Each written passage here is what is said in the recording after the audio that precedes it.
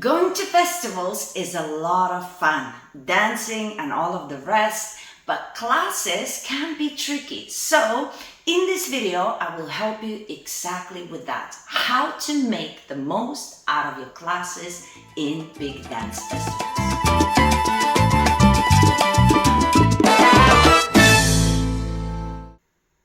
Hello, my beautiful subscribers. Rasa the dancer is here, and I literally just came back from a big festival in Poland, Katowice, Bachaturo. Now, that was a massive festival, thousands of people, and it was really good. I had a lot of fun, and it's well organized. But the workshops and the classes that I took, it really was touch and go. Nothing to do with the festival itself. Everything ran really well. It was more my own experience. And because of this experience and what I went through, because I wanted to join in all kinds of classes, for bachata, I know bachata very well, but I wanted to see what the stars are doing and how they're teaching it and how they're arranging the classes. But for myself as well, I wanted to go to Urban Kiss classes because Urban Kiss, I don't know much about, so I wanted to experience that as well and join in the classes and see what I can learn. And I have a lot of feedback, and I came back now literally last night and I was thinking, I have to make this video for you because I think what I went through and the observations that I had might be super useful for you when you go to your next festival. So let me give you all that I think about. Okay, so first let's start if you're in a festival and you go to a class with super duper famous people and it's super busy. Okay, so if you're in a massive dance festival and there's thousands of people, when you go to a workshop, it is going to be a lot of people. And that comes with its own challenges. Now, in Bachaturo, in Poland, they had massive screens. And even though I know you want to see directly the teachers, but the massive screens were so good, you really can see everything. Even in the very end, you actually able to see the routines. You can hear clearly the explanations. It's almost like you're looking at the person directly. So it doesn't matter where you are, that was super helpful. However, now this is where it gets very tricky. Some teachers are very good at organizing how the class will be. So you whether have lines or something and people, the way they change and who's rotating, and they have a good flow and good system. Not everybody has that, and then it's just a free fall, which is a different issue on its own. But let's say even when it's well organized, when it's that many people coming in and out, people coming in late, people are not following the directions and things are happening, and then you feel like you don't have a partner for a really long time, or it becomes very tricky. So the amount of time you get to practice is very limited, and the teachers for some reason tend to talk a lot these days. I don't know whether they had feedback that they're not explaining the moves correctly, but now it goes to a point where it explains to such detail that you have like 40 minutes of class just talking, and you're like, can I just practice this? I need time to figure it out myself. Knowing it doesn't mean I can do it.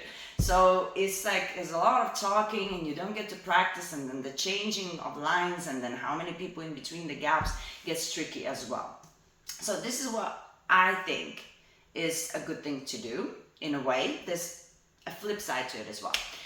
It would be nice if you, through a social somewhere, you meet a friend that is more or less at your level, and you say, hey, do you mind doing the class together and not change partners? And there's a lot of people who don't change partners. They stand on the side, not in the changing lines, and because of the big screens you can see everything anyway, but you get to constantly practice how much you want with that person. So if you know that you're both more or less on the same level and you can figure things out together, this is super useful, because then you are definitely getting the most out of that kind of workshop. If you're in the changing lines, it's debatable. If you're extremely advanced, you will get it. If you're not, it's just not enough practice, and so many people of not even the same level. It's like some people can't do a basic and they're in advanced class, and you have to go through all of them, and I don't find it beneficial at all. I was there and I was like, first, In 10 minutes, I already knew the whole routine as a follower, like 5 minutes maybe. But of course, I'm a professional bachata dancer, right? Let's say. Then I decided not to be a follower anymore because there's so many followers in between the gaps. I became a leader. I learned the routine in 5 minutes. I was like, okay. And then I go, I'm thinking, all right, what do I do next? And then they talking and talking. So I do think having a partner to do the class with is good.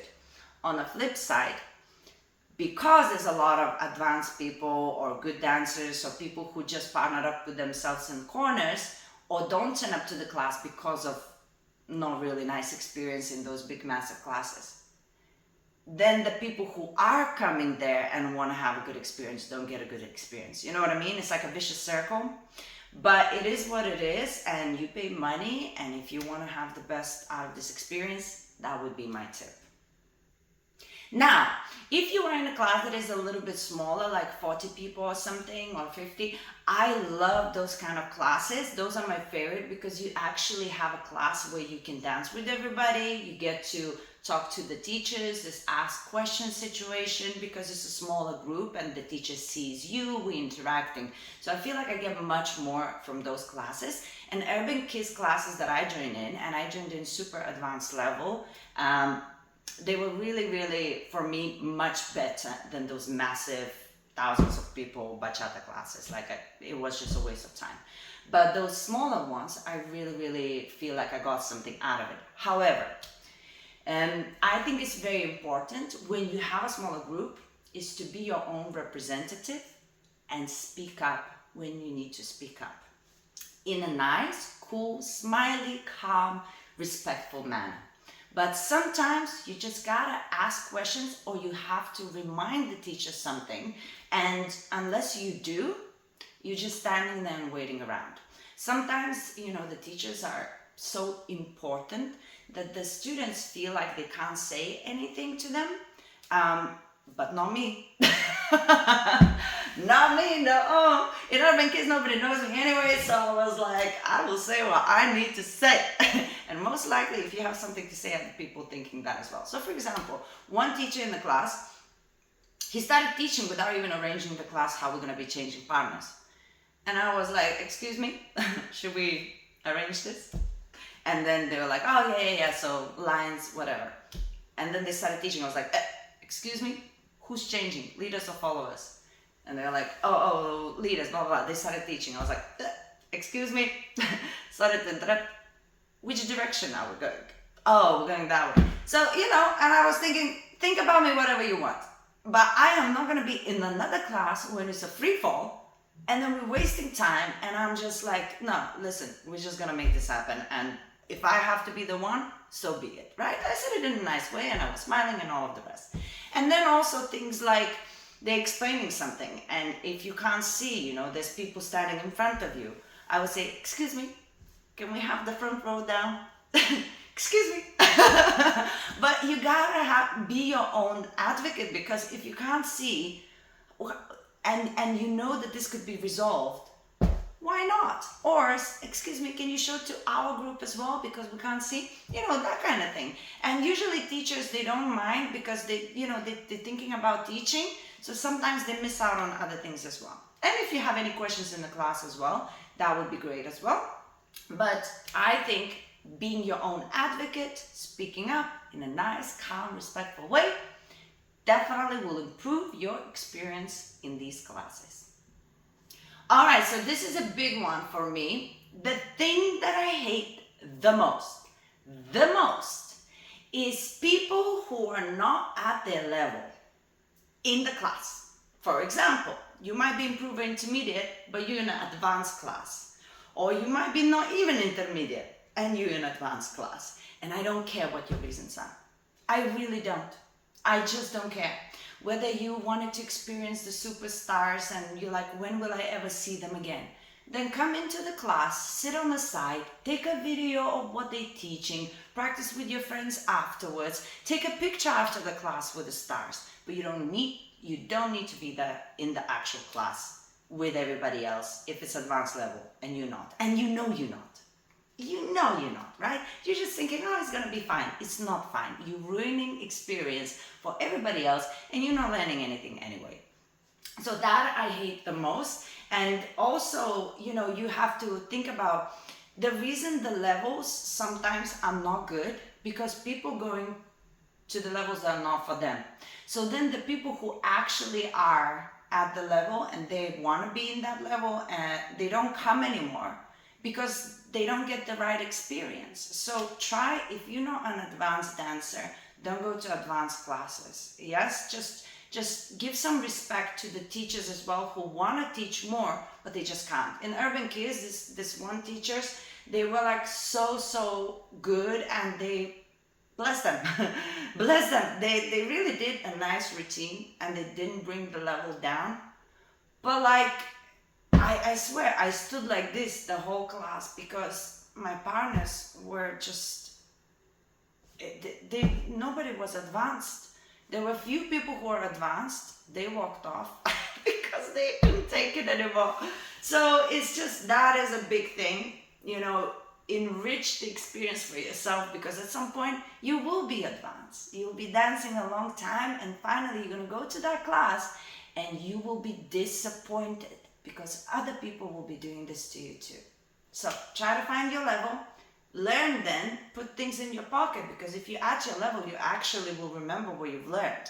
If you go to super advanced classes, you experience, maybe you will be having a good time, but you're not actually learning anything, and others cannot learn anything too. So that's the biggest thing for me.